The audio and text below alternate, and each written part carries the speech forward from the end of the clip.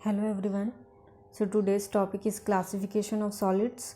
कल हमने पढ़ा था कि सॉलिड क्या होते हैं, उसके प्रॉपर्टीज़ के कैरेक्टरिस्टिक्स, ये सारी चीज़ों को हमने कल डिस्कस कर लिया था। और आज हम देखेंगे कि सॉलिड कितने टाइप्स के होते हैं और टॉपिक वाइज हम उसको धीरे धीरे डिस्कस करेंगे।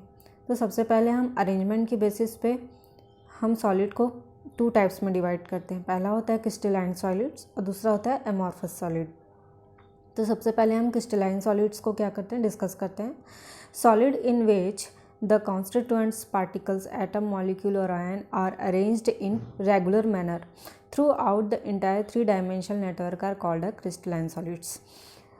जो पार्टिकल्स होते हैं सॉलिड्स में, जैसे कि एटम मॉलिक्यूल्स एंड आयंस, ये सब रेगुलर मैनर में अरेंज होते हैं।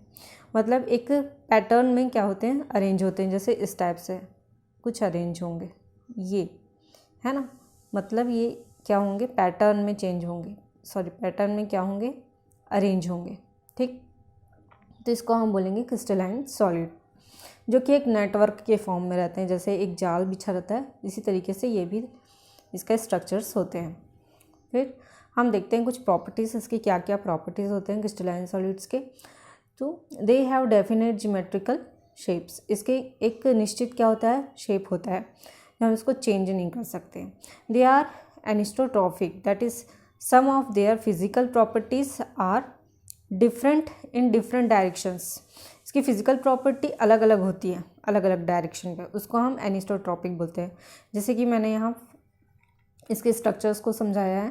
जैसे हमने यहाँ पे स्ट्रक्चर ले लिया, एक बड़े गोले और एक छोटे छोटे डॉट्स, है ना। बड़े गोलों के बीच पे हम छोटे डॉट्स को ले लिए। सपोज हम मान लेते हैं कुछ मॉलिक्यूल्स। ठीक, यदि हम इसको डिफरेंट डायरेक्शन पे बांटते हैं, है ना, यदि हम डिफरेंट डायरेक्शन में बांटते हैं, ये वाले डायरेक्शन में हम बांटते हैं, तो ये अल्टरनेट होते हैं। एक बड़े गोले फिर एक छोटे डॉट्स, बड़े गोले एंड छोटे डॉट्स, और ये अल्टरनेट पे जमे हुए हैं। और यदि हम इसको सीधे बांटते हैं, अलग इस डायरेक्शन पे बांटते हैं, तो देखो ये सेपरेट हो जा रहे हैं, अलग अलग हो जाते हैं। बड़े गोले एक साइड हो जाते हैं एंड छोटे डॉट्स एक साइड हो जाते हैं। तो हम अलग अलग डायरेक्शन पे इसको क्या कर सकते हैं, इसकी फिजिकल प्रॉपर्टी अलग अलग होती है, ये हम बता सकते हैं। ठीक है, इसको हम बोलते हैं एनिस्टोट्रॉपिक। क्या बोलते हैं, एनिस्टोट्रॉपिक। दे आर रिजिड और their shape is not distorted by mild distorting forces. हम किसी भी डिस्टॉर्टिंग फोर्सेस से हम इसके शेप को डिस्टॉर्ट नहीं कर सकते, हम इसको अलग नहीं कर सकते, इसके शेप को हम बदल नहीं सकते हैं। They have sharp melting point, example sodium chloride, potassium chloride.